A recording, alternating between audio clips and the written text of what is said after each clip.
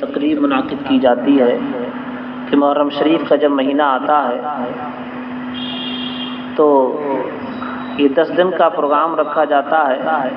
اس کے بعد جب 12ویں شریف کا مہینہ آتا ہے تو پھر 12 دن کا پروگرام بھی رکھا جاتا ہے، جس میں آپ حضرات حضور اکرم صلی اللہ علیہ وسلم کے تعلق سے اور اس میں کربلا کے تعلق سے، شہداء اکرام کے تعلق سے سنتے ہیں۔ مسائل بھی سننے کو ملتے ہیں، عقیدے کے بارے میں بھی معلومات ہوتی ہے، اور بزرگان دین کے صحابہ اکرام کے حالات زندگی بھی آپ حضرات کو پتہ چلتے ہیں۔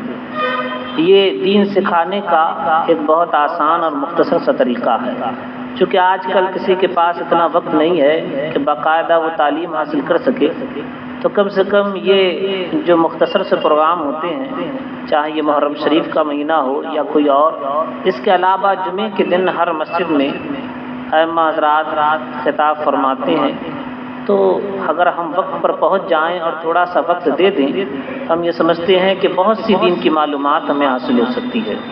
خیر، اللہ تعالی ہم سب کو علم دین سیکھنے اور سکھانے کی توفیق عطا فرمائے۔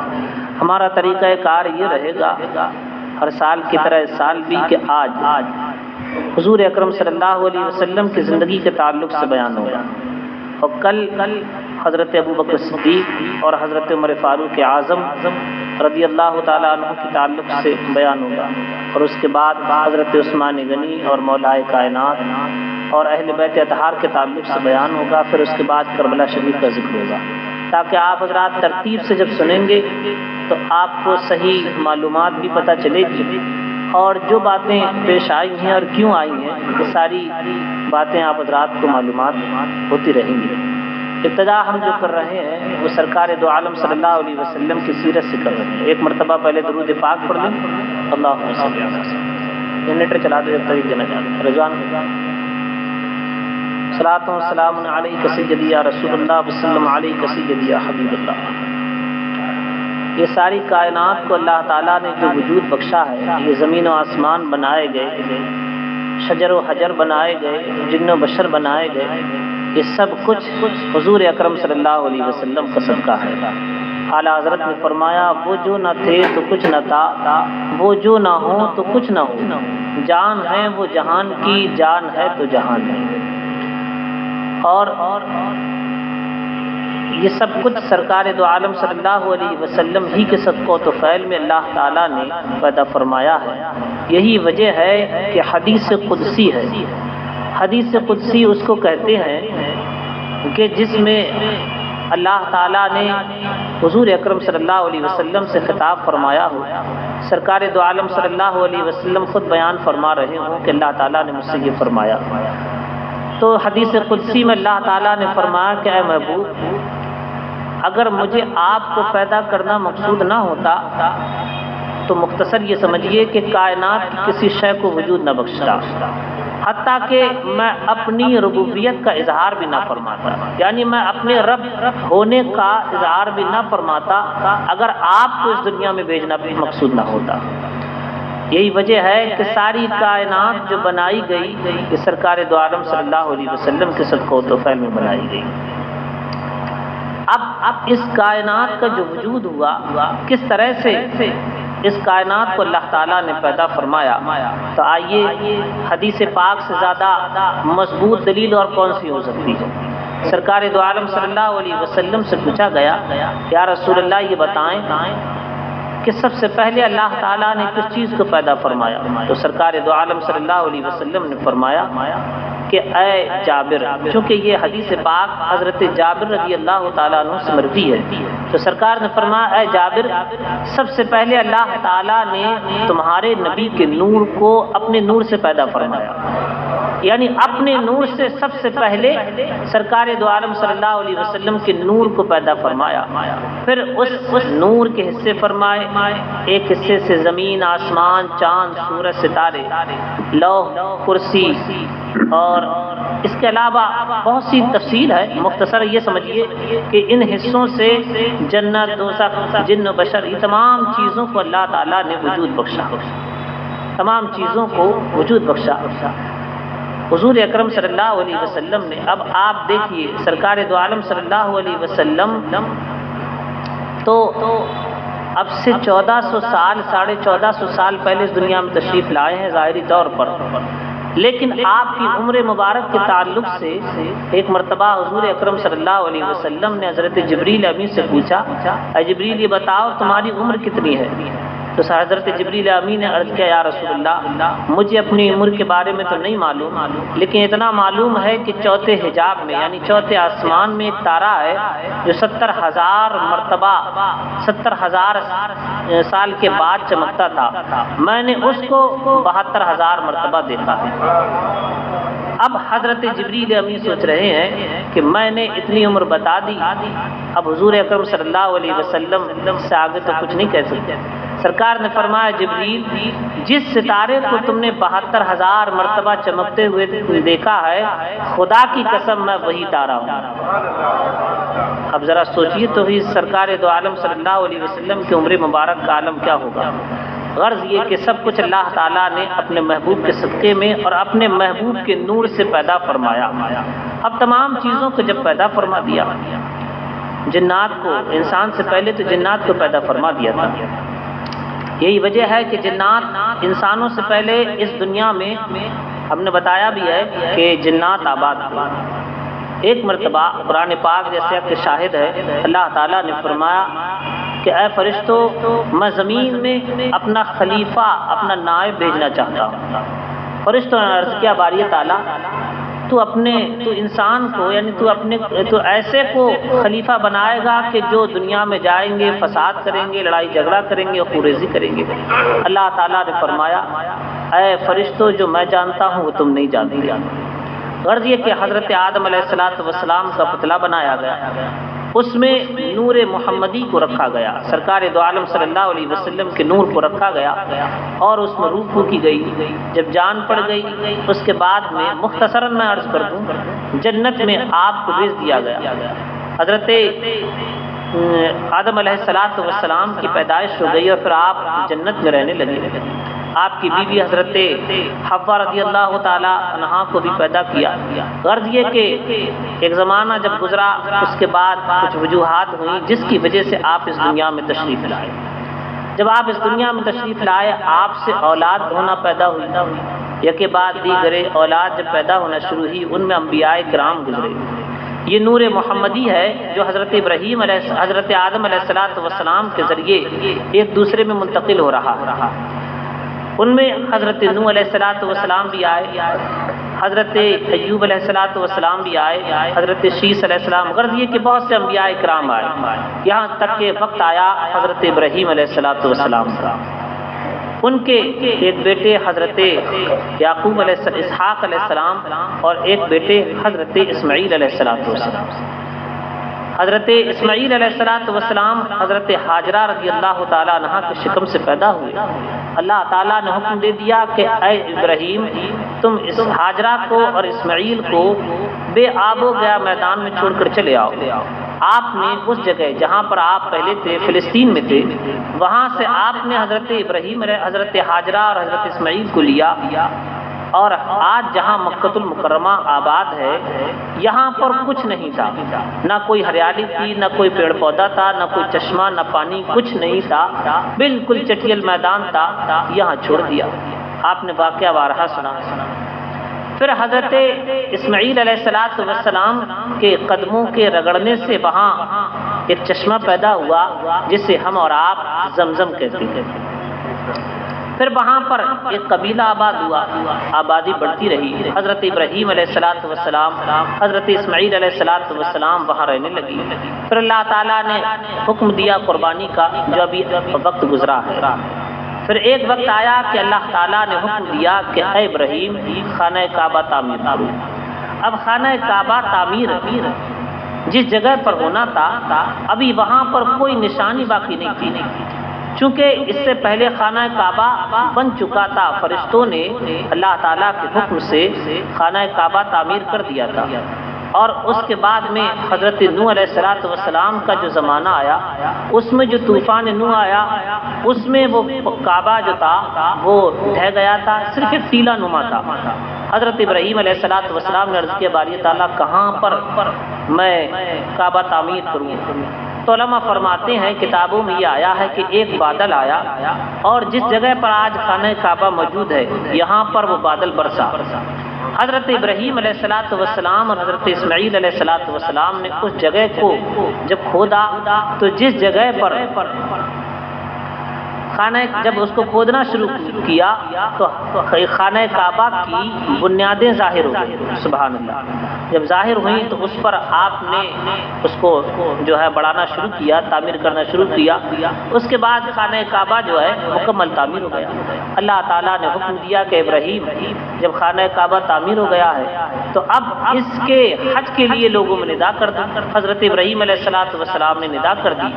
جن لوگوں نے لبیک کہا ان کی حاضری انشاءاللہ تعالی وہاں پر ضرور ہوگی۔ اللہ تعالی ہم سب کو بھی بار بار اس بارگاہ میں حاضری نصیب فرمائے۔ اب بار بار مدینہ شریف کا ذکر آتا رہے گا انشاءاللہ۔ اب دیکھیے جب یہ معاملہ پیش آ گیا اس کے بعد میں ایک زمانہ گزرتا گیا، پھر آپ سے اولاد حضرت اسماعیل علیہ السلام سے اولاد ہوتی رہی، یہاں تک کہ قریش ایک خاندان پیدا ہوا۔ ایک قریش سے بنو ہاشم نکلے اور بنو ہاشم سے ہی حضرت عبد المطلب جو سرکار دو عالم صلی اللہ علیہ وسلم کے دادا ہوتے ہیں ان کی پیدائش۔ میں مختصر آ رہا ہوں تاکہ جلد سے جلد یہ واقعہ ہو جائے، حالانکہ کئی مرتبہ آپ نے سنا ہے۔ اب حضرت عبد المطلب کے 11 بیٹے تھے، ان میں ایک بیٹے کا نام حضرت عبداللہ تھا جو حضور اکرم صلی اللہ علیہ وسلم کے والد محترم۔ اب چونکہ خانہ کعبہ یہاں پر تھا مکہ المکرمہ میں، آپ کا خاندان حضور اکرم صلی اللہ علیہ وسلم کا خاندان سب سے بڑا اور سب سے شریف مانا جاتا تھا، لہذا خانہ کعبہ کی تمام ذمہ داری آپ کے دادا اور آپ کے خاندان کے ہی سپرد تھی۔ یمن میں ایک بادشاہ تھا، اس نے کہا کہ پوری دنیا کے لوگ خانہ کعبہ کا حج کرنے کے لیے جاتے ہیں، یمن آتے نہیں، لہذا اب میں خانہ کعبہ کو اٹھا دوں گا۔ اس نے وہاں سے اپنے ساتھ ہاتھیوں کا لشکر لیا اور وہ خانہ کعبہ کو اٹھانے کے ارادے سے آیا۔ مکہ المکرمہ سے پہلے جو اس دن بات ہو رہی تھی، عرفات اور مزدلفہ کے بیچ میں ایک مقام ہے، جب وہ لشکر وہاں پہنچا تو جو ہے اللہ تعالیٰ نے ابابیل ایک پرندہ ہوتا ہے اس کی چونچ میں ایک چھوٹی سی کنکری دے کر بھیجا، اور وہ چھوٹی سی چڑیا جو تھی ابابیل جب اس لشکر پر پہنچی اور اپنی چونچ سے اس لشکر کے سپاہی کی سر پر جب وہ کنکری گراتی تھی تو کتابوں میں لکھا ہے کہ وہ کنکری اس سپاہی کو چیرتے ہوئے اور ہاتھی کو چیرتے ہوئے نیچے نکل جاتی تھی، غرض یہ کہ سارا لشکر ہلاک ہو گیا اور وہ تباہ و برباد ہو گیا۔ یہ حضور اکرم صلی اللہ علیہ وسلم سے کی پیدائش سے 55 دن پہلے کا واقعہ ہے۔ اب حضور اکرم صلی اللہ علیہ وسلم کی پیدائش ہونے والی ہے، اس سے پہلے ہی آپ کے والد کا انتقال ہو جاتا ہے۔ جب والد کا انتقال ہو گیا اور یہ ابرہہ کا واقعہ بھی مکمل ہو چکا تو 55 دن کے بعد حضور اکرم صلی اللہ علیہ وسلم کی پیدائش مکہ المکرمہ میں ہوتی ہے۔ صبح صادق کے وقت پیر کا دن تھا اور 12 ربیع الاول شریف تھی۔ اس دن حضور اکرم صلی اللہ علیہ وسلم مکہ المکرمہ میں پیدا ہوئے۔ حضرت عبداللہ رضی اللہ تعالی عنہ کی یہاں پر سرکار دو عالم صلی اللہ علیہ وسلم کے یہاں جب پیدا ہوئے بہت سے واقعات پیش آئے، آپ نے بارہا سنے۔ مختصراً یہ سنیے کہ سب سے پہلے آپ نے حضرت سویبہ رضی اللہ تعالیٰ عنہ کا دودھ نوش فرمایا، اس کے بعد کچھ دن تک اپنی والدہ حضرت آمنہ رضی اللہ تعالیٰ عنہ کا دودھ نوش فرماتے رہے۔ اس کے بعد یہ سعادت حضرت حلیمہ سعدیہ کے حصے میں آئی اور وہ آپ کو لے کر اپنے گھر پر جس جگہ کی رہنے والی تھیں، وہ ایک گاؤں تھا مکہ المکرمہ کے پاس میں، وہاں پہنچ گئی اور پھر وہاں پر آپ کی پرورش ہونے لگی۔ جب آپ وہاں پہنچے تو بہت سے واقعات پیش آئے، برکت وہاں ہونے لگی۔ جس جگہ پر حضرت حلیمہ کی بکریاں چرتی تھیں وہاں ہریالی ہی ہریالی ہو گئی، حالانکہ اس سے پہلے سوکھے کا زمانہ تھا۔ اور سرکار دو عالم صلی اللہ علیہ وسلم جس پالنے میں کھیلتے تھے تو حضرت حلیمہ کہتی ہیں کہ میں دیکھتی تھی کہ جب چاند نکلا ہوا ہوتا اور حضور صلی اللہ علیہ وسلم اس کی طرف انگلی اٹھاتے تو جس جانب آپ کی انگلی جاتی تھی اس جانب چاند چلا جاتا تھا۔ چاند جھک جاتا جدھر انگلی اٹھاتے مہد میں، کیا ہی چلتا تھا اشاروں پر کھلونا نور کا۔ بہت سے واقعات پیش ہوئے۔ اب جب آپ چلنے پھرنے کے لائق ہوئے، بولنے کے لائق ہوئے، تو سب سے پہلے آپ کی زبان سے نکلا اللہ اکبر اللہ اکبر الحمدللہ رب العالمین، یہ الفاظ آپ کی زبان سے نکلے۔ اس کے بعد آپ نے دیکھا کہ میرے اور بھائی ہیں، یعنی حضرت حلیمہ سعدیہ کے اور بھی بچے تھے، تو آپ نے اپنی والدہ یعنی حضرت حلیمہ سعدیہ سے کہا کہ میرے یہ بھائی کہاں جاتے ہیں صبح کو اٹھتے؟ تو کہا یہ بکریوں کو چرانے کے لیے جاتے ہیں۔ تو آپ نے بھی ضد کی، کہا کہ میں بھی جاؤں گا، لہٰذا آپ نے اجازت دے دی۔ حضرت حلیمہ سعدیہ کی اجازت دینے سے سرکار دو عالم صلی اللہ علیہ وسلم بھی بکریوں کو لے کر چرانے کے لیے چلے گئے۔ اور یہ بکریوں کا چرانا یہ تمام انبیاء کرام کی سنت رہی ہے، سبحان اللہ۔ لہذا اس سنت کو آپ نے بچپن ہی میں ادا کر دیا۔ ایک دن ایسا واقعہ ہوا کہ آپ کے بھائی یعنی حضرت حلیمہ سعدیہ کے دوسرے بیٹے وہ دوڑتے ہوئے ہانپتے ہوئے حضرت حلیمہ کی خدمت میں آئے اور کہا کہ امی جان میں نے دیکھا ہے کہ 3 لوگ بڑے ہی سفید کپڑے پہنے ہوئے آئے اور انہوں نے محمد سرکار دو عالم صلی اللہ علیہ وسلم کا نام محمد تھا، ان کو لٹایا اور ان کا پیٹ پھاڑ دیا ہے۔ میں بھاگ کر آ گیا۔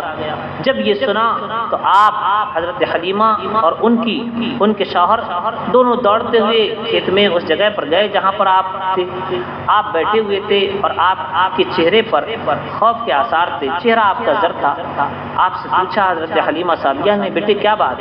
تو کہا کچھ نہیں، میں نے یہ دیکھا کہ کچھ لوگ آئے، انہوں نے میرے سینے کو چاک کیا، کوئی چیز میرے جسم سے نکالی، پیٹ سے نکالی اور کوئی چیز ڈالی گئی، اور لیکن وہ میں نے اپنے سینے کو اپنے پیٹ کو چیرتے ہوئے بھی دیکھا اور سلتے ہوئے بھی دیکھا، لیکن میرے سینے پر کوئی شغاب بھی نہیں ہے اور مجھے ذرا سی تکلیف بھی نہیں ہوئی۔ سبحان اللہ۔ یہ فرشتے تھے کہ جن کی جانب سے حضرت جبریل علیہ السلام تھے کہ جن کی جانب سے حضور اکرم صلی اللہ علیہ وسلم کا شق صدر کیا گیا، یعنی سینہ چیرا گیا، اور 3 مرتبہ حضور اکرم صلی اللہ علیہ وسلم کا سینہ چاک کیا گیا۔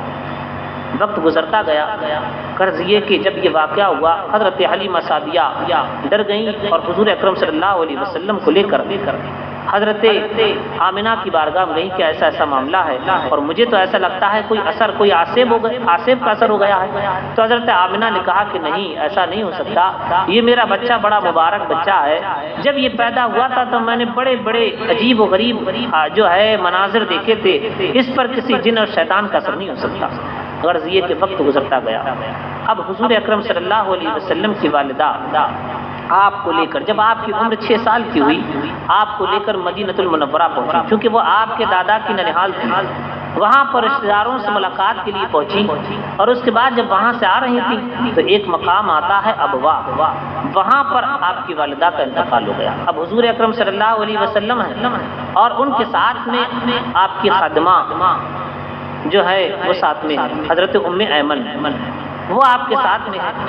آپ کی والدہ کا انتقال ہو گیا۔ اب ذرا سوچئے، ایک چھوٹا سا بچہ ہو 6 سال کا اور والدہ کا انتقال اور بیابان سنسان میں ہو جائے، کیا عالم ہوگا۔ حضور اکرم صلی اللہ علیہ وسلم نے ان کو کفن دیا اور اس کے بعد ان کو دفنا دیا گیا اس جگہ۔ پھر سرکار دو عالم صلی اللہ علیہ وسلم مکہ شریف آئے۔ کچھ دنوں کا وقت گزرا، جب آپ کی عمر 8 سال ہوئی تو آپ کے دادا حضرت عبد المطلب کا بھی انتقال ہو گیا۔ پھر اس کے بعد واقعات اور پیش آتے رہے، یہاں تک کہ وقت گزرتا رہا۔ پھر ایک مرتبہ آپ کے چچا ابو طالب آپ کو لے کر شام، ملک شام کی تجارت کے لیے نکلے۔ 3 مرتبہ آپ نے سفر فرمایا ہے، ایک مرتبہ دو مرتبہ ملک شام کا اور ایک مرتبہ یمن اور بصرہ کا۔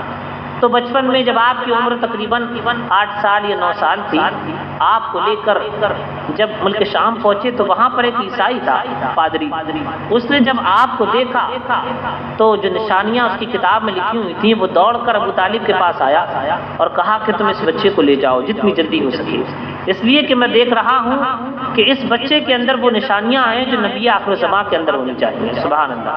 لہٰذا آنے والے وقت میں یہ نبی ہوگا اور آخری نبی ہوگا، لہٰذا اگر تم ملک شام میں گئے، اندر گئے تو یہودی وہاں رہتے ہیں، وہ ایسے بچے کی تلاش میں ہیں، میں یہ سمجھتا ہوں کہیں ایسا نہ ہو کہ وہ اس بچے کو قتل کر ڈالیں، لہٰذا تم یہیں پر جو ہے تجارت کا مال بیچو اور لے کر چلے جاؤ۔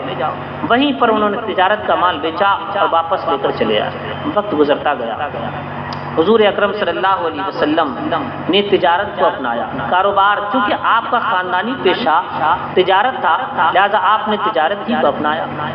اب آپ کی عمر 25 سال کی تقریباً ہو گئی تو حضرت خدیجہ رضی اللہ تعالیٰ عنہا جو بیوہ تھی اور بڑی مالدار تھی، سرکار دو عالم صلی اللہ علیہ وسلم کی صداقت اور امانت کے چرچے پورے مکہ المکرمہ میں ہو گئے۔ آپ نے ان کو بلایا اور کہا کہ میں یہ چاہتی ہوں کہ آپ میرا مال لے کر تجارت کے لیے جائیں، دوسرے لوگوں کو جو نفع میں جو دیتی ہوں اس سے کہیں زیادہ میں آپ کو دوں گی۔ سرکار دو عالم صلی اللہ علیہ وسلم کو انہوں نے دیا اور سرکار دو عالم صلی اللہ علیہ وسلم کے ساتھ میں اپنا ایک غلام بھی دیا، وہ لے کر ملک شام پہنچے۔ سرکار نے وہاں پر تجارت کی اور بہت جلدی آپ لوٹ آئے۔ جب آپ لوٹ کر آ رہے تھے تو دیکھا حضرت خدیجہ رضی اللہ تعالیٰ عنہا اپنی مکان کی چھت پر موجود تھیں اور وہاں سے دیکھ رہی تھی کہ حضور اکرم صلی اللہ علیہ وسلم اور بھی لوگ ساتھ میں، لیکن جس جگہ پر سرکار دو عالم صلی اللہ علیہ وسلم چل رہے ہیں آپ کے اوپر ایک بادل سایہ کیا۔ آپ کے دل پر بڑا اثر ہوا اور جو غلام تھا آپ نے جو بھیجا تھا اس سے بلا کر بات کی تو اس نے کہا یہ تو آپ نے صرف ایک واقعہ دیکھا ہے، میں نے تو اس سفر میں نہ جانے کون کون سے واقعات دیکھے۔ بہت اثر ہوا۔ حضرت خدیجہ رضی اللہ تعالیٰ عنہا کی اس سے پہلے 2 مرتبہ شادی ہو چکی تھی، نکاح ہو چکا تھا اور دونوں مرتبہ آپ کے جو شوہر تھے وہ انتقال کر چکے تھے۔ اب آپ نے یہ ارادہ فرما لیا تھا کہ اب مجھے دوبارہ نکاح نہیں کرنا، لیکن حضور اکرم صلی اللہ علیہ وسلم کی خصلتوں کو دیکھ کر اور آپ کی صداقت اور امانت کو دیکھ کر آپ کے دل میں یہ خیال آیا اور آپ نے خود پیغام بھیجا۔ حضور اکرم صلی اللہ علیہ وسلم کا نکاح حضرت خدیجہ رضی اللہ تعالیٰ عنہا کے ساتھ میں ہو گیا اور اس وقت آپ کی عمر شریف 25 سال تھی اور حضرت خدیجہ رضی اللہ تعالیٰ عنہا کی عمر 40 سال تھی۔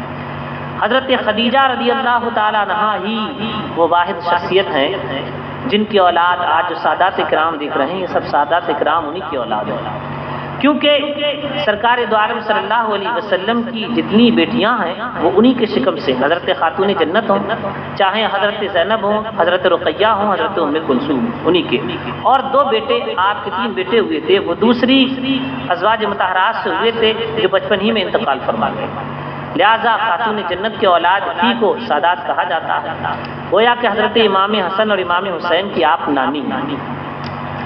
اب وقت گزرتا گیا یہاں تک کہ ایک وقت وہ آیا جب آپ کی عمر 40 سال کی ہوئی۔ جب 40 سال کی ہو گئی آپ کی عمر تو آپ کا دل عبادت کی جانب اور زیادہ ہو گیا۔ اب آپ نے مکہ المکرمہ سے نکل کر باہر غار حرا میں عبادت کرنا شروع کی۔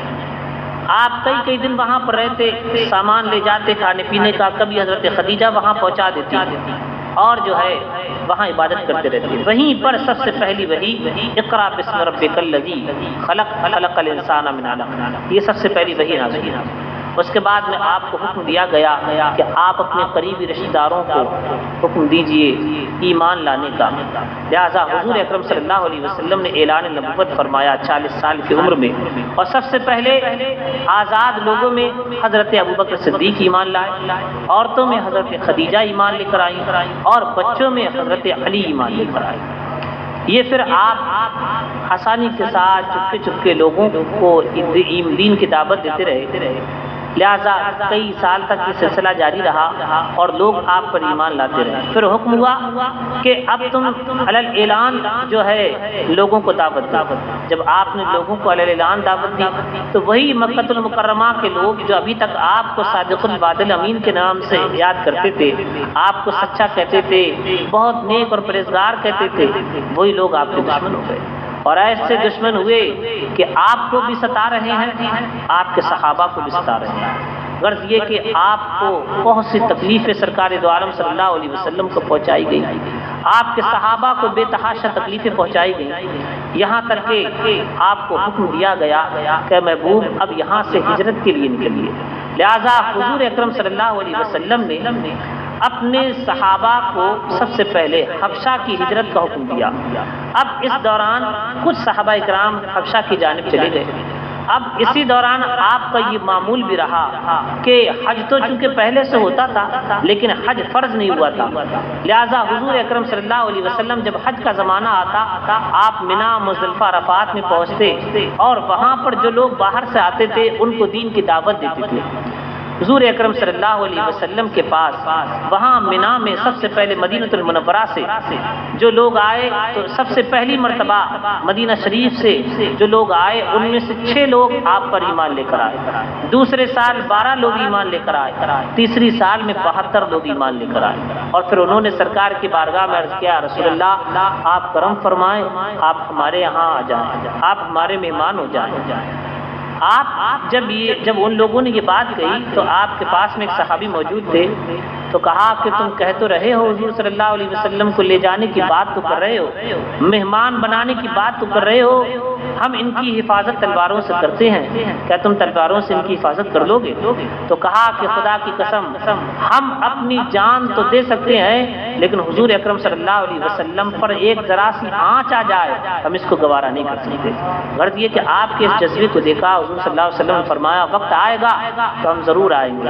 لہذا حکم ہوا، جب کفار مکہ نے آپ کو بہت زیادہ ستایا تو پھر حکم دیا گیا محبوب اب آپ بھی ہجرت فرما لیجیے۔ حضور اکرم صلی اللہ علیہ وسلم نے حضرت ابوبکر صدیق رضی اللہ تعالیٰ عنہ کے ساتھ ہجرت فرمائی، مکہ شریف سے آپ مدینہ شریف پہنچے، جہاں پر آج مسجد قباء موجود ہے، یہاں پر آپ کا سب سے پہلے قیام ہوا، اس مسجد کو آپ نے تعمیر فرمایا، اس کے بعد پھر آپ مدینہ المنورہ اندر شہر کے اندر پہنچے۔ جب آپ وہاں پر پہنچے چونکہ وہ آپ کے دادا کی ننیال تھی، رشتہ داری کا بھی معاملہ تھا اور لوگ ایمان بھی لے کر آئے تھے، لہذا جب آپ اندر آ رہے تھے تو مدینہ المنورہ کے لوگ گلیوں میں سب باندھے ہوئے اور ہتھیار لگائے ہوئے جوش اور مسرت کے ساتھ ترانے گا رہے تھے اور آپ کا استقبال کر رہے تھے۔ حضور اکرم صلی اللہ علیہ وسلم سبھی کو دعاؤں سے نواز رہے تھے۔ پھر سرکار دو عالم صلی اللہ علیہ وسلم کی اونٹنی، میں مختصر سا عرض کر دوں، سرکار دو عالم صلی اللہ علیہ وسلم کی اونٹنی حضرت ابو ایوب انصاری رضی اللہ تعالیٰ عنہ کے مکان پر رکتی ہے، آپ کا وہاں قیام ہوتا ہے، پھر آپ حکم فرماتے ہیں کہ یہاں مسجد تعمیر کی جائے، لہذا مسجد نبوی تعمیر کی جاتی ہے۔ اس کے بعد وقت گزرتا ہے، اب سرکار دو عالم صلی اللہ علیہ وسلم اگرچہ ہجرت کر کے مکہ المکرمہ سے مدینہ المنورہ آ چکے ہیں لیکن کفار مکہ اب بھی آپ کا پیچھا نہیں چھوڑتے اور آپ کو ستانے میں کوئی تکلیف نہیں کرتے، جو ہے ایک کوئی دقیقہ نہیں جانے دیتے۔ یہی وجہ ہے ایک وقت وہ آتا ہے کہ کفار مکہ لشکر لے کر مدینہ المنورہ کی جانب آتے ہیں اور کہتے ہیں کہ ہم جو چراغ نبوت ہے اس کو ہمیشہ کے لیے بجھا دیں گے اور جو صحابہ ہیں ان تمام کو اپنے بوروں میں بند کر کے مکہ المکرمہ لے آئیں گے، ہمیشہ کے لیے مسلمانوں کو ختم کر دیں گے۔ غرض یہ کہ جب یہ خبر سرکار دو عالم صلی اللہ علیہ وسلم تک پہنچتی ہے، حضور اکرم صلی اللہ علیہ وسلم مدینہ المنورہ سے نکلتے ہیں باہر اور ایک مقام آتا ہے بدر، وہاں پر پڑاؤ ہوتا ہے، ادھر سے کفار مکہ پہلے ہی سے وہاں موجود ہوتے ہیں۔ پھر اسلام کی پہلی جنگ لڑی جاتی ہے جس میں کفار کی جانب سے 1000 سے زیادہ لوگ موجود ہیں اور اسلحے سے لیس ہیں، اور یہاں پر یہ مدینہ المنورہ سے جو سرکار دو عالم صلی اللہ علیہ وسلم کے صحابہ صرف 313 ہیں اور ان کے پاس کوئی ہتھیار بھی نہیں ہے، بعض صحابہ اکرام کے ہاتھ میں تو صرف کھجور کی ڈنڈیاں ہیں، لیکن حضور اکرم صلی اللہ علیہ وسلم کے وعدے پر، حضور کی محبت میں اپنی جان سرکار کے قدموں پر نثار کرنے کے لیے نکل آئے۔ حضور صلی اللہ علیہ وسلم نے یہ جب معاملہ دیکھا، اللہ تعالیٰ کی بارگاہ میں دعا کی، اے باری تعالیٰ میری زندگی بھر کا سرمایہ یہی ہے، میں آج لے کر آیا ہوں، اگر یہ کفار مکہ کے سامنے یہ ہار گئے تو پھر قیامت تک تیرا کوئی نام لینے والا نہیں ہوگا۔ اللہ تعالیٰ کا ایسا فضل ہوتا ہے کہ فرشتوں کی فوج اس جنگ میں اترتی ہے اور مسلمانوں کو فتح و نصرت عطا کر دی جاتی ہے۔ پھر جنگ احد ہوتی ہے۔ اسی طرح سے وقت گزرتا جاتا ہے، وقت گزرتا جاتا ہے، 6 ہجری کا زمانہ آتا ہے۔ 6 ہجری میں حضور اکرم صلی اللہ علیہ وسلم اپنے صحابہ سے کہتے ہیں کہ لوگوں ایک وقت ہو چکا، کافی وقت گزر گیا، 6 سال ہو چکی ہیں ہمیں مکہ المکرمہ سے آئے ہوئے، اپنے شہر عزیز کو چھوڑے ہوئے، اب چلو مکہ شریف چلتے ہیں اور عمرہ کرتے ہیں۔ صحابہ کرام میں اعلان کیا جاتا ہے، صحابہ کرام سرکار دو عالم صلی اللہ علیہ وسلم کے ساتھ میں چلتے ہیں۔ جب آپ چلتے ہیں مکہ المکرمہ میں، کفار مکہ کو جب یہ خبر ہوتی ہے تو وہاں کے جو اور آس پاس کے قبیلے ہوتے ہیں ان کو وہ اپنی طرف راغب کر لیتے ہیں اور کہتے ہیں کسی بھی قیمت پر محمد صلی اللہ علیہ وسلم کو اور ان کے اصحاب کو مکہ المکرمہ میں اندر داخل نہیں ہونے دینا اور کسی بھی قیمت پر انہیں عمرہ نہیں کرنے دینا۔ غرض یہ کہ ایک مقام آتا ہے حدیبیہ کا، وہاں پر حضور اکرم صلی اللہ علیہ وسلم اپنے صحابہ کے ساتھ موجود ہوتے ہیں۔ اپنے صحابہ کے ساتھ جب موجود ہوتے ہیں، حضرت عثمان غنی رضی اللہ تعالیٰ عنہ کو مکہ المکرمہ بھیجتے ہیں۔ پھر اس کے بعد میں یہ معاہدہ طے پاتا ہے وہاں پر کہ اس سال آپ عمرہ نہیں کریں گے بلکہ اگلی سال کو آپ عمرے کے لیے آئیں گے۔ حضور اکرم صلی اللہ علیہ وسلم یہ صلح ہوتی ہے، یہ صلح کو قبول فرما لیتے ہیں۔ یہ صلح تھی، بعض صحابہ کرام اس صلح سے ناراض ہوئے، بلکہ حضرت عمر فاروق اعظم رضی اللہ تعالیٰ عنہ نے کہا یا رسول اللہ یہ دب کر اور جو ہے جھک کر اس طرح سے ہم نے صلح کیوں کر لی، کیا ہم کمزور ہیں؟ حضور اکرم صلی اللہ علیہ وسلم نے فرمایا نہیں، ہم کمزور نہیں ہیں، لیکن یہ اللہ تعالیٰ کی یہی مرضی ہے۔ اور پھر اللہ تعالیٰ نے آیت کریمہ نازل فرمائی انا فتحنا لک فتحا مبینا، بے شک ہم نے فتح مبین آپ کو عطا فرما دی۔ فتح مبین، حضرت عمر فاروق اعظم نے عرض کیا یا رسول اللہ آپ ایک طرف کہہ رہے ہیں کہ یہ فتح مبین ہے یعنی بہت بڑی فتح ہے، اور ہم یہ دیکھ رہے ہیں کہ آپ نے صلح کر لی ہے، تو آپ نے فرمایا نہیں یہ فتح مبین ہے۔ اور حقیقت یہی ہے کہ جو فتح مبین یعنی مکہ المکرمہ فتح ہونے والا تھا، یہ اس کے لیے بہت بہتر صلح ہوئی، اور اس کا نتیجہ یہ نکلا کہ اس دوران 6 ہجری سے لے کر 8 ہجری کے درمیان 2 سال میں اتنے لوگ مسلمان ہوئے، کلمہ پڑھ کر دائرہ اسلام میں داخل ہوئے کہ جتنے ابھی یعنی ہجرت مکہ سے لے کر مدینہ المنورہ کے درمیان 6 سال میں جتنے لوگ ایمان نہیں لائے تھے وہ 2 سال میں لے آئے۔ پھر دوسری سال حضور اکرم صلی اللہ علیہ وسلم نے جو ہے عمرہ فرمایا۔ پھر اس کے بعد ایک وقت آیا 8 ہجری کا، حضور اکرم صلی اللہ علیہ وسلم نے اعلان فرمایا کہ چلو مکہ المکرمہ فتح کیا جائے گا۔ مکہ المکرمہ فتح کیوں کیا جائے گا؟ صلح ہو چکی تھی، اور صلح میں یہ بات تھی کہ 10 سال تک کوئی بھی کسی طرح سے جنگ نہیں ہوگی، لیکن کفار مکہ نے وعدہ توڑ دیا، عہد شکنی جب تو کر دی، جب وعدہ توڑ دیا تو سرکار نے فرمایا اب جب انہوں نے عہد توڑ دیا ہے تو اب مکہ فتح کیا جائے گا۔ حضور اکرم صلی اللہ علیہ وسلم اپنے صحابہ کرام کے ساتھ میں چلے اور بڑی شان و شوکت کے ساتھ میں چلے۔ اب جب مکہ المکرمہ کی سرزمین کے پاس میں پہنچنے والے تھے تو مکہ شریف کے کفار جو تھے وہ دنگ رہ گئے، اور جو ہے کسی کے اندر اتنی ہمت نہیں ہو سکی کہ ان کے مرد مقابل آتا۔ لہذا یہ جو فتح مکہ ہوئی بغیر کسی لڑائی کے، بغیر کسی تلوار اٹھائے کے اللہ تعالیٰ نے مکہ شریف کو فتح فرما دیا۔ اب دیکھیے وہی مکہ تھا 8 سال پہلے حضور اکرم صلی اللہ علیہ وسلم یہاں سے نکلنے پر مجبور ہو گئے تھے، آج 8 سال کے بعد میں سرکار دو عالم صلی اللہ علیہ وسلم شاہانہ انداز کے ساتھ مکہ المکرمہ میں داخل ہو رہے ہیں۔ اور جب دیکھیے اب جب مکہ فتح ہو گیا، ذرا سوچنے کی بات ہے سرکار دو عالم صلی اللہ علیہ وسلم نے مکہ شریف فتح کر لیا، اور وہ کون سا ظلم تھا جو مکہ شریف کے لوگوں نے، کفار مکہ نے آپ پر ڈھایا نہیں تھا؟ اب جب آپ فتح کر لیا تو آپ جو چاہتے ان کے ساتھ میں کرتے۔ حضور صلی اللہ علیہ وسلم نے فرمایا بتاؤ تم نے کوئی کسر باقی رکھی ہے؟ کہا یا رسول اللہ ہم نے آپ پر کوئی کسر باقی نہیں رکھی ہے، ظلم ڈانے میں کوئی ایسا ظلم باقی رکھا ہی نہیں ہے جو ہم نے آپ پر ڈھایا نہ ہو۔ اب تو سرکار نے فرمایا بتاؤ اب تمہارے ساتھ کیا کیا جائے؟ تو کفار مکہ کہنے لگے یا رسول اللہ آپ جس سزا جو بھی آپ سزا دیں ہم تو ہر سزا کے حقدار ہیں، چونکہ ہم نے بھی کوئی کسر باقی نہیں ہے۔ حضور اکرم صلی اللہ علیہ وسلم چونکہ تمام جہان کے لیے رحمت بن کر تشریف لا رہے تھے، آپ نے فرمایا لوگوں میں آج کے دن وہ کہوں گا جو حضرت یوسف علیہ السلام نے اپنے بھائی سے کہا تھا لا تثریب علیکم اليوم، آج تم پر کوئی مواخذہ نہیں ہے، آج جاؤ میں نے تمام لوگوں کو معاف فرما دیا، جو کعبہ شریف میں داخل ہو جائے گا اسے بھی امان ہے، جو ہے فلاں گھر میں داخل ہو جائے گا اسے بھی امان ہے، جو اپنے ہتھیار ڈال دے گا اسے بھی امان ہے۔ یہ ایسی فتح تھی ذرا سا خون بھی نہیں بہا، اور اللہ تعالیٰ نے اتنی بڑی فتح عطا فرمائی۔ 8 ذی الحجہ میں جب حج ہو گیا، مکہ فتح ہو گیا، حضور صلی اللہ علیہ وسلم وہاں سے آ گئے مدینہ شریف۔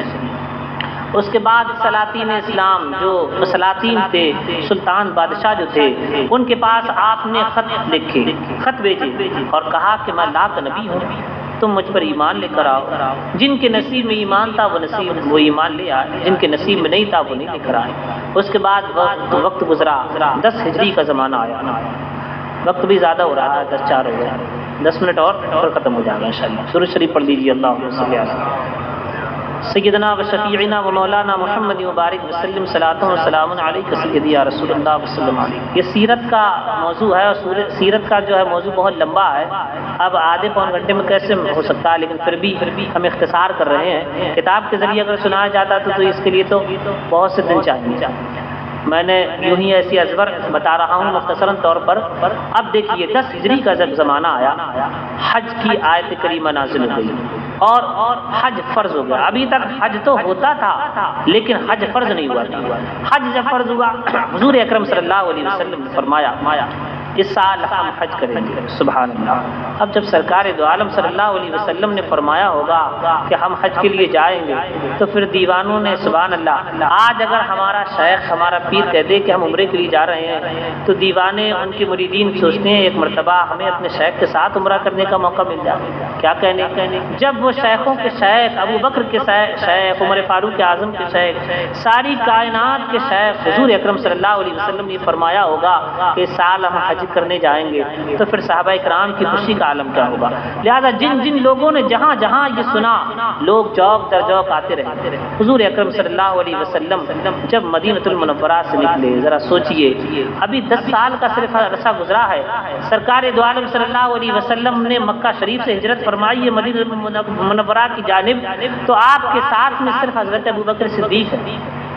لیکن آج جب 10 سال کے بعد میں 10 ہجری میں آپ جب حج کرنے کے لیے جا رہے ہیں تو 1 لاکھ صحابہ کرام سے زیادہ آپ کے ساتھ ہیں، اور بعض کتابوں میں آتا ہے 1,24,000 صحابہ کرام آپ کے ساتھ تھے۔ اس میں علماء یہ فرماتے ہیں کہ مدینۃ المنورہ سے جب نکلے تھے آپ تو 1 لاکھ صحابہ کرام تھے، راستے میں جو ملتے رہے وہ آتے رہے، جب تک مکہ المکرمہ پہنچے تو 1,24,000 کا یہ قافلہ آپ کے ساتھ تھا۔ آپ نے مسجد ذوالحلیفہ بیر علی جسے کہا جاتا ہے، وہاں سے 25 ذی الحجہ کو آپ نے احرام باندھا اور اس کے ساتھ اپنے ساتھ میں 100 اونٹ بھی لیے۔ اس کے بعد میں آپ مکہ المکرمہ کی جانب چلے۔ سرکار دو عالم صلی اللہ علیہ وسلم مکہ شریف میں داخل ہوئے، آپ نے عمرہ، آپ نے چونکہ جو ہے پھر آپ نے حج فرمایا، خانہ کعبہ کا طواف کیا، اس کے بعد منا میں، مزدلفہ میں، عرفات میں جو ارکان ہوتے ہیں، حج آپ نے ادا کیا۔ حج ادا کرنے کے بعد میں آپ نے قربانی کی، اور قربانی کرنے کے بعد طواف وغیرہ کر کے اب آپ نے یہ آپ کا حج، اس حج کو حجۃ الوداع یعنی آخری حج کہا جاتا ہے۔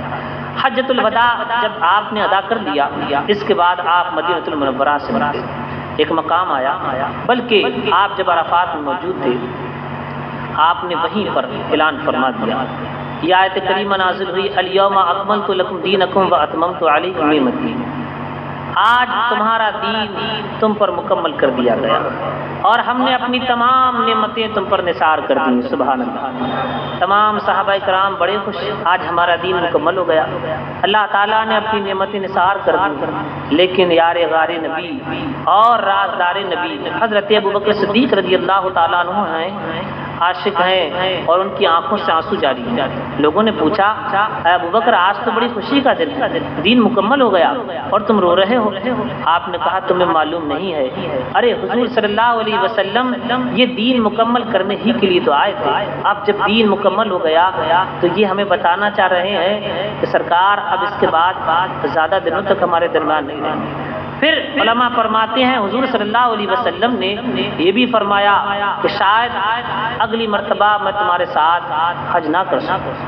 یہ شاید کا لفظ لیے اس چیز پر پردہ ڈالنے کے لیے، ورنہ سرکار دو عالم صلی اللہ علیہ وسلم نے جب مسجد نبوی میں آپ موجود تھے تو وہاں تو آپ نے صاف صاف طور پر فرما دیا اگلی سال کو میں تمہارے ساتھ میں نہیں ہوں گا، بلکہ حضرت فاطمہ خاتون جنت سے کہا تھا کہ میں سب سے پہلے اب میں یہاں سے جانے والا ہوں. غرض یہ کہ ابھی اب بات آ رہی ہے، آپ کو چونکہ علم تھا اور آپ نے اعلان فرما دیا، لہٰذا حضور اکرم صلی اللہ علیہ وسلم پھر وہاں سے آئے مدینہ شریف آئے. یہ محرم شریف کا مہینہ تھا. اس کے بعد میں جو ہے وقت گزرا اور سفر کا مہینہ شروع ہوا. آپ کا یہ معمول تھا کہ آپ جنت البقیع میں جب بھی جایا کرتے تھے اور سال میں ایک مرتبہ آپ جنگ احد جہاں پر رہی احد شریف کے مزارات پر جو شہدائے احد ہیں وہاں بھی جایا کرتے تھے. حضور اکرم صلی اللہ علیہ وسلم تقریباً سفر کا مہینہ تھا، اسی طرح سے گزرا. سفر مطلب محرم کے بعد جو سفر کا مہینہ آتا ہے وہ سفر کا مہینہ تھا اور اس مہینے میں تقریباً 2 دن یعنی 28 یا 29 تاریخ حضور اکرم صلی اللہ علیہ وسلم رات کے وقت جنت البقیع قبرستان میں پہنچے اور پھر وہاں کے مسلمانوں کے لیے، مومنین کے لیے جو مرحومین تھے ان کے لیے آپ نے دعا کی، فاتحہ پڑھی. پھر اس کے بعد وہاں سے جب آپ لوٹے تو آپ کی طبیعت ناساز ہوئی. جب ناساز ہوئی آپ کو بخار آیا، وقت گزرا.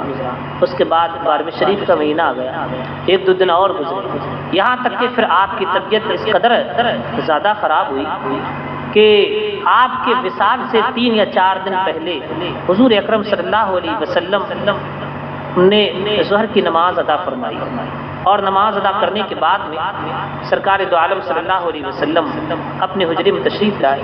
اس کے بعد آپ پر غشی طاری ہونے لگی. پھر سرکار دو عالم صلی اللہ علیہ وسلم نے مکہ جو ہے مغرب کی نماز پڑھائی. پھر آپ اپنے اس میں حجرے میں تشریف لائے. اب عشاء کی نماز کا وقت آنے والا تھا، اسی دوران آپ پر غشی طاری ہونے لگی، آپ بے ہوش ہوئے. جب آپ کو ہوش آیا تو حضور صلی اللہ علیہ وسلم نے فرمایا کیا عشاء کی نماز ہو گئی؟ صحابہ کرام مسجد نبوی میں موجود تھے. عرض کیا یا رسول اللہ آپ کے بغیر ہم نماز کیسے پڑھ سکتے ہیں؟ ابھی نماز تو نہیں ہوئی ہے، حضور نے نماز ابھی پڑھائی نہیں ہے. تو کہا اچھا ایسا کرو میرے اوپر پانی ڈالا جائے، مجھے نہلایا جائے. لہذا حضور اکرم صلی اللہ علیہ وسلم کو نہلایا گیا. اب آپ اٹھنا چاہتے تھے، پھر غشی طاری ہوئی اور آپ زمین پر آ گئے. پھر جب ہوش آیا پھر کہا کہ عشاء کی نماز پڑھ لی. کہا یا رسول اللہ بھلا آپ کی اجازت کے بغیر اور آپ کو چھوڑ کر نماز کیسے پڑھ سکتے ہیں؟ حضور صلی اللہ علیہ وسلم ابھی تو نماز نہیں ہوئی ہے. پھر سرکار دو عالم صلی اللہ علیہ وسلم نے فرمایا اچھا یہ معاملہ ہے. پھر آپ پر پانی ڈالا گیا اور آپ کو غسل دیا گیا. 3 مرتبہ یہی ہوا. غرض یہ کہ جب آپ کی جسم میں طاقت نہیں رہی تو سرکار دو عالم صلی اللہ علیہ وسلم نے فرمایا ابو بکر سے کہو کہ وہ نماز پڑھائے. سبحان اللہ. حضرت عائشہ صدیقہ رضی اللہ تعالیٰ عنہا آپ کے پاس میں موجود تھی.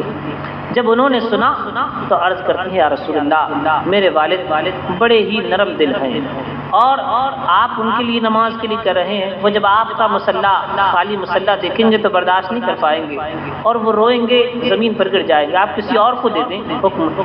سرکار دو عالم صلی اللہ علیہ وسلم نے فرمایا نہیں عائشہ، اللہ تعالیٰ یہی چاہتا ہے کہ ابو بکر کو امام بنایا جائے.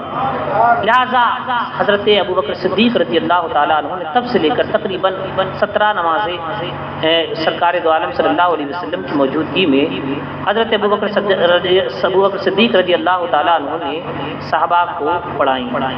اور اسی دوران ایک دن اتفاقہ ہوا، ظہر کی نماز کا وقت تھا. حضور صلی اللہ علیہ وسلم اپنے حجرے سے نکلے اور حضرت ابو بکر صدیق رضی اللہ تعالیٰ عنہ کے پاس میں آ کر بیٹھ گئے. اب جب دیکھا صحابہ کرام پیچھے ابو بکر صدیق، سرکار دو عالم صلی اللہ علیہ وسلم جب آپ کے قریب بیٹھے تو حضرت ابو بکر صدیق پیچھے پڑھنے لگے، سرکار نے اشارہ فرمایا اور پھر حضور صلی اللہ علیہ وسلم نماز پڑھ رہے ہیں۔ اب وہ نماز کیا ہے، سرکار نماز پڑھ رہے ہیں، ادھر رکوع میں جاتے ہیں، حضرت ابو بکر کہہ دیتے ہیں اللہ اکبر۔ اب جب حضرت ابو بکر اللہ اکبر کہتے ہیں تو صحابہ حضرت ابو بکر کو دیکھ کر وہ بھی اللہ اکبر کہہ کر رکوع میں، سرکار سجدے میں جاتے ہیں، حضرت ابو بکر صدیق بھی سجدے میں جاتے ہیں، پھر صحابہ فرض یہ کہ یہی وقت گزرتا گیا، یہاں تک کہ جس دن آپ کا وصال ہونے والا تھا صبح کی نماز 3 دن ہو چکے تھے، سرکار دو عالم صلی اللہ علیہ وسلم مسجد نبوی میں نہیں گئے تھے، صبح فجر کی نماز کے وقت میں آپ کو کچھ آرام محسوس ہوا، فجر کی نماز ہو رہی تھی، حضرت ابو بکر صدیق رضی اللہ تعالیٰ عنہ نماز پڑھا رہے تھے، سرکار دو عالم صلی اللہ علیہ وسلم کو کچھ آرام ہوا، آپ اپنے حجرے کے دروازے پر آئے، چونکہ آپ کا حجرے کا دروازہ یوں ہی تھا اور یہ ممبر یہ جو ہے محراب ہے، یہاں نماز پڑھا رہے ہیں، سرکار جو ہے دروازے پر آئے اور پردہ ہٹایا، اب جیسے ہی پردہ ہٹا ہے صحابہ کرام نے سمجھ لیا کہ سرکار آ گئے، سبحان اللہ۔ حضور صلی اللہ علیہ وسلم کی جب جلوہ گری ہوئی ہے تو کہاں کی نماز، لوگ صحابہ کرام اپنی اپنی نمازوں کو بھول گئے اور بلکہ سرکار دو عالم صلی اللہ علیہ وسلم کے رخ زیبا کی جانب دیکھنے لگے اور دیکھنے لگے، قریب تھا کہ لوگ اپنی نمازوں کو توڑ دیتے اور سرکار دو عالم صلی اللہ علیہ وسلم کی طرف متوجہ ہو جاتے۔ حضور نے اشارہ فرمایا اور اشارہ دیا کہ اپنی نمازوں کو مکمل کر دیا جائے۔ ایک صحابی کہتے ہیں ہم نے دیکھا کہ اس دن حضور اکرم صلی اللہ علیہ وسلم کا چہرہ مبارک اس طرح سے کھل رہا تھا کہ جیسے قرآن پاک کا ورق ہوتا ہے، بالکل سفید تھا، سبحان اللہ، اور وہ آخری دیدار تھا، اس کے بعد پھر دوبارہ دیدار ہمیں نصیب ہوئی۔ سرکار دو عالم صلی اللہ علیہ وسلم اپنے حجرے میں تشریف لے گئے، اس کے بعد غشی طاری ہونے لگی، پھر سرکار دو عالم صلی اللہ علیہ وسلم نے حضرت عائشہ صدیقہ کو بلایا اور کہا یہ بتاؤ ہمارے پاس کچھ مال و زر ہے، کہا کہ ہاں چاندی کے یا اشرفیاں کچھ رکھی ہوئی ہیں، کہا ان اشرفیوں کو لاؤ اور ابھی صدقہ و خیرات کر دو، اس لیے کہ انبیاء کرام جب اس دنیا سے جاتے ہیں تو وہ اپنے پیچھے مال و متاع چھوڑ کر نہیں جاتے بلکہ اپنے خاندان والوں کو، اپنے گھر والوں کو اپنے علوم کا وارث بنا کر جاتے ہیں، وہ اپنے پیچھے علم و حکمت دے کر جاتے ہیں، دنیا چھوڑ کر نہیں جاتے۔ لہٰذا میں اللہ تعالیٰ سے اس حال میں ملنا چاہتا ہوں کہ میرے پاس دنیا کی کوئی چیز نہ ہو، جو کچھ ہے ابھی خیرات کر دیا جائے۔ لہٰذا وہ اشرفیاں دی گئیں، سرکار نے وہ خیرات کر دی۔ اس کے بعد حضور اکرم صلی اللہ علیہ وسلم پر غشی طاری ہونے لگی اور بڑی شدت تھی، سرکار کے سرہانے ایک پانی کا پیالہ رکھا تھا، حضور اس میں ہاتھ ڈالتے اور اپنے چہرے پر ملتے اور فرماتے بے شک سکرات موت بہت بہت زیادہ ہے، یعنی موت کی سختی بھی ہوتی ہے۔ حضرت فاطمہ الزہرا رضی اللہ تعالیٰ عنہا آپ کے قریب میں موجود تھیں، جب انہوں نے یہ حالت دیکھی تو کہا کہ ہائے میرے والد کو اتنی سختی ہے، لہٰذا حضور اکرم صلی اللہ علیہ وسلم نے فرمایا اے بیٹی فاطمہ آج کے بعد تمہارا والد، تمہارے بابا آج کے بعد کبھی اس تکلیف میں نہیں ہوں گے، لہٰذا یہ آخری تکلیف ہے۔ حضور اکرم صلی اللہ علیہ وسلم یہ کر رہے تھے، اسی دوران سرکار دو عالم صلی اللہ علیہ وسلم کی زبان سے یہ الفاظ نکلے مع الذین انعم اللہ علیہم، ان لوگوں کے ساتھ کہ جن لوگوں پر اللہ تعالیٰ کا انعام ہوا۔ حضرت عائشہ صدیقہ کہتی ہیں کہ جب یہ الفاظ میں نے سنے میں نے سمجھ لیا حضور اکرم صلی اللہ علیہ وسلم تندرستی کے زمانے میں، صحت کے زمانے میں یہ فرمایا کرتے تھے کہ انبیاء کرام کو یہ اختیار دیا جاتا ہے، وہ چاہے تو دنیاوی زندگی اختیار کر لے، وہ چاہے تو آخرت کی زندگی اختیار کر لے، اور جب یہ الفاظ سنے کہ ان لوگوں کے ساتھ کہ جن پر تیرا انعام ہوا ہے، میں نے سمجھ لیا کہ حضور صلی اللہ علیہ وسلم نے اس دنیا کو چھوڑ کر آخرت کی زندگی کو اختیار کر دیا ہے۔ پھر سرکار دو عالم صلی اللہ علیہ وسلم کے ہاتھ مبارک جو ہے آسمان کی جانب سے اٹھے اور اس کا ہاتھ اٹھا اور انگلی یوں کر کے آپ کی اٹھی اور اس کے بعد آپ کی زبان پر یہ الفاظ نکلے الصلاۃ الصلاۃ علی، اور جو ہے سرکار دو عالم صلی اللہ علیہ وسلم کی الفاظ تھے، اور سرکار دو عالم صلی اللہ علیہ وسلم نے فرمایا کہ اے لوگو نماز کا خیال رکھنا اور میری امت کے غریبوں کا خیال رکھنا۔ سبحان اللہ، ذرا سوچئے تو صحیح، آخری الفاظ سرکار دو عالم صلی اللہ علیہ وسلم کی کیا ہیں کہ نماز کا خیال رکھنا۔ ہمیں چاہیے کہ اپنے آقا کی آخری وصیت کو تو یاد رکھیں۔ ہر بچہ اپنے والد کی، اپنے والدین کی وصیت کو، آخری وصیت کو یاد رکھتا ہے۔ حضور اکرم صلی اللہ علیہ وسلم کے آخری الفاظ یہی تھے کہ نمازوں کا خیال رکھنا اور میری امت کے غریبوں کا خیال رکھنا۔ ہمیں چاہیے کہ نمازوں کا خیال رکھیں۔